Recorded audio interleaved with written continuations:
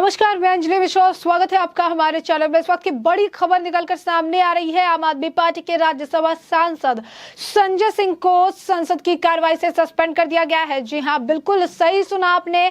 आम आदमी पार्टी के राज्यसभा सांसद संजय सिंह को सस्पेंड कर दिया गया है संसद से। आखिर क्या है पूरा मामला, किस वजह से इन्हें सस्पेंड किया गया है?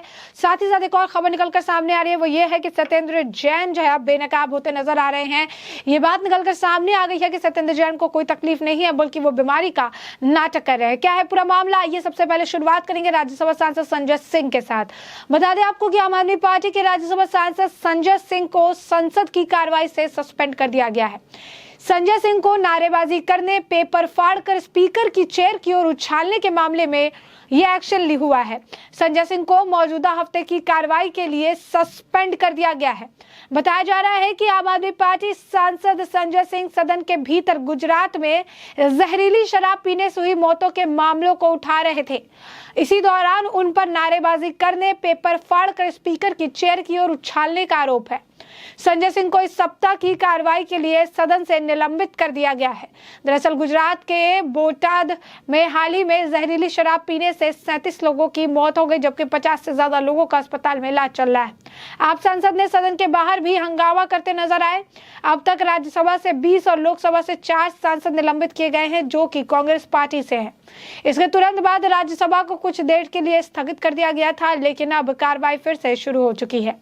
बता दें कि राज्यसभा में जिस तरीके से उनके आचरण जो है देखने के लिए मिला, उसके बाद उन्हें बाहर का रास्ता दिखाया गया, लेकिन वो बाहर जाने के लिए भी तैयार नहीं थे। जिसके बाद गार्ड्स को बुलाया गया, मार्शल्स को बुलाया गया। इसको लेकर भी ट्वीट्स किए जा रहे हैं। बता दें कि राज्यसभा के डिप्टी चेयरमैन हरिवंश नारायण सिंह ने कहा कि संजय सिंह वेल में थे और नारेबाजी कर रहे थे। उन्होंने ये भी कहा कि संजय सिंह ने पेपर फाड़ा और उसे आसन की तरफ उछाला, जो कि आसन की पूरी तरह से अवहेलना है। इसके तुरंत बाद संजय सिंह के खिलाफ एक मोशन वापस वोट के साथ पारित किया गया और उन्हें परिसर से बाहर जाने का निर्देश दिया गया, लेकिन वो बाहर नहीं गए, जिसके बाद मार्शल्स का उपयोग किया गया। सदन में हंगामे के चलते बुधवार को भी यानी आज भी जो है राज्यसभा के 19 सांसदों को सदन में एक हफ्ते के लिए सस्पेंड कर दिया गया था। ये राज्यसभा, आपको बता दें, संसद के सदन में वेल के प्रवेश करने और नारेबाजी करने के लिए एक हफ्ते के लिए निलंबित किए गए। उपसभापति ने 19 सांसदों को बुधवार को ही निलंबित कर दिया। इन सांसदों में तृणमूल सांसद सुष्मिता देव, डॉक्टर शांतनु सेन और डोला सेन, शांता छेत्री, मोहम्मद अब्दुल्ला, ए रहमान, एल यादव और बीवी शिवदासन, अबीर रंजन विश्वास, नदीमुल हक शामिल है। इससे पहले सोमवार को भी लोकसभा के विपक्षी सांसदों ने महंगाई और जीएसटी की बढ़ती दरों को लेकर विरोध प्रदर्शन किया था।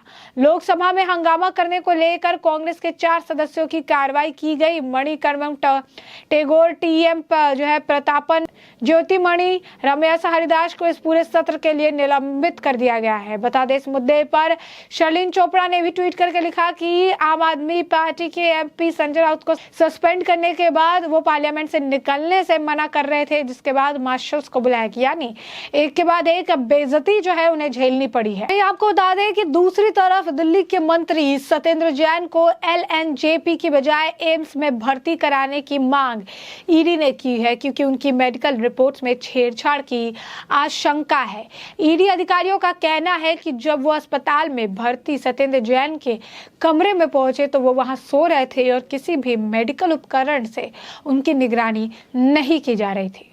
उनकी पत्नी भी वहां उनके साथ में मौजूद थी। ईडी ने कहा कि उन्हें आरएमएल या सफदरजंग अस्पताल में भी भर्ती कराया जा सकता है। यही मांग करते हुए ईडी ने दिल्ली उच्च न्यायालय में याचिका भी दायर की है।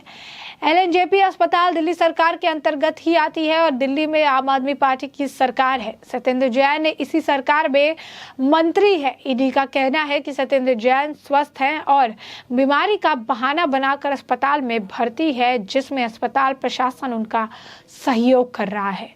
उनके स्वास्थ्य की स्वतंत्र जांच हो सके, इसलिए किसी केंद्रीय अस्पताल में परीक्षण की मांग की गई। 27 जून को इसकी जांच के लिए ईडी के अधिकारी अस्पताल में उनके कमरे में गए थे, जहां उन्होंने पाया कि मल्टीपारा रोगी मॉनिटर बंद पड़ा था और सत्येंद्र जैन मस्त सो रहे थे।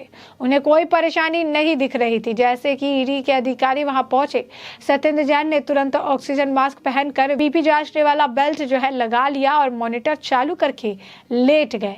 निचली अदालत पहले ही ही ईडी की मांग को खारिज जो है कर चुकी थी, लेकिन 6 जुलाई को इसी आदेश को अब ईडी ने दिल्ली हाईकोर्ट में चुनौती दी है।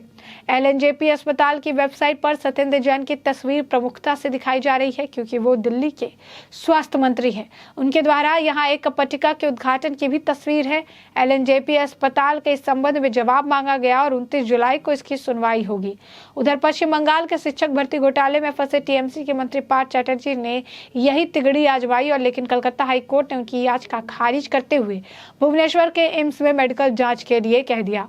अब दिल्ली सरकार के मंत्री सत्येंद्र जैन के खिलाफ मनी लॉन्ड्रिंग के मामले में ईडी ने अब दिल्ली हाईकोर्ट में अर्जी दाखिल की है।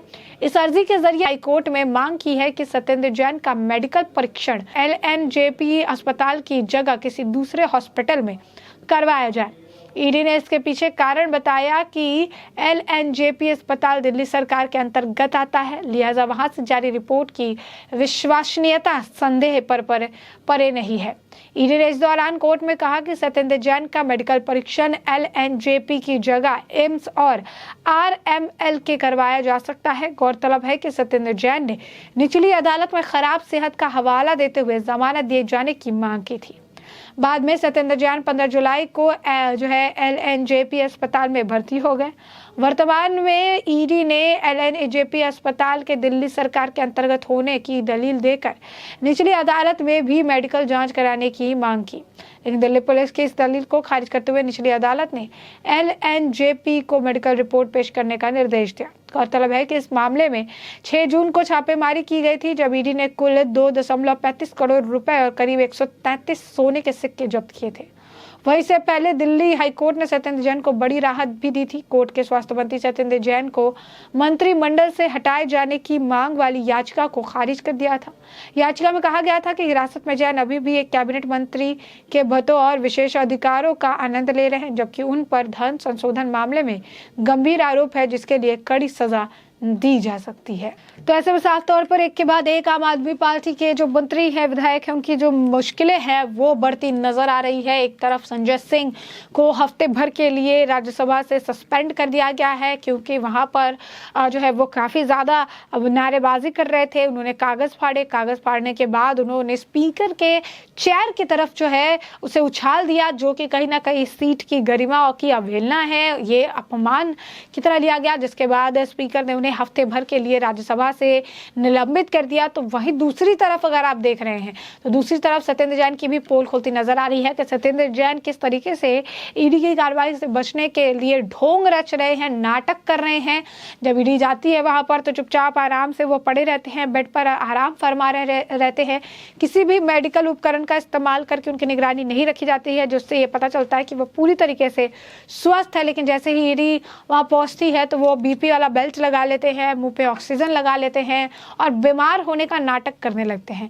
और ऐसे में वो उसी अस्पताल में भर्ती हैं जो दिल्ली सरकार के अंतर्गत आती है। और ऐसे में ईडी का मानना है कि यहाँ से आई हुई रिपोर्ट पर विश्वास करना काफी ज्यादा मुश्किल हो सकता है, क्योंकि ये अस्पताल ही दिल्ली सरकार के अंदर आता है। इस अस्पताल के अंदर कई सारी ऐसी चीजें हैं जिसका उद्घाटन खुद सत्येंद्र जैन ने अपने हाथों से किया है। तो ऐसे में यहाँ की रिपोर्ट पर विश्वास कर पाना भी काफी ज्यादा मुश्किल हो रहा है। तो ऐसे में हमने आपको जो पूरा मामला है बड़े विस्तार से बताया। हमने आपको बताया कि आम आदमी पार्टी के राज्यसभा सांसद संजय सिंह को सदन की कार्रवाई से क्यों सस्पेंड किया गया है। संजय सिंह ने नारेबाजी की, पेपर फाड़कर स्पीकर की चेयर की ओर उछाला, जिसके बाद ये एक्शन लिया गया। वही दूसरी तरफ हमने आपको ये भी बताया है कि ईडी जो है अब दिल्ली हाईकोर्ट की तरफ रुख करती नजर आ रही है, ताकि सत्येंद्र जैन को LJP जो दिल्ली सरकार के अंदर आने वाली अस्पताल है उससे ट्रांसफर करके कहीं और ले जाया जाए। ऐसे में कोर्ट का क्या फैसला आता है और किस तरीके का रिएक्शन अब संजय सिंह इस पर देते नजर आएंगे, इसके साथ हम आपको आने वाले वक्त के साथ अपडेटेड रखेंगे। फिलहाल के लिए हमने आपको ये पूरा मामला बड़े विस्तार से बता दिया है, और अब इस पूरे मामले पर आपकी भी जो राय हो हमें कमेंट सेक्शन में कमेंट करके